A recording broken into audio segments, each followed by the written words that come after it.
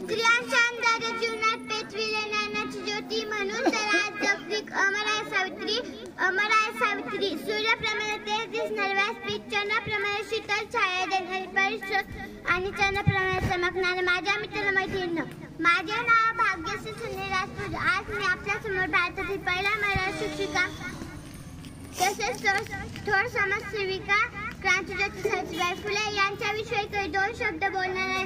ते तुम्ही शांत चित्ताने ऐकावे अशी माझी नम्र विनंती. सावित्रीबाई फुले यांचा जन्म 3 जानेवारी 1831 रोजी सातारा जिल्ह्यातील नायगाव या गावी झाला. त्यांच्या वडिलांचे नाव खंडोजी नवसे पाटील व आईचे नाव लक्ष्मीबाई असे होते. वयाच्या 9व्या वर्षी त्यांचा विवाह ज्योतिबा फुले यांच्याशी झाला. विवाहानंतर महात्मा ज्योतिबा फुले आणि सावित्रीबाईला लिहायला वाचायला शिकवले आणि स्त्रियांच्या पाया बसल्या. एवढे बोलून मी माझे भाषण संपवते. जय हिंद, जय महाराष्ट्र.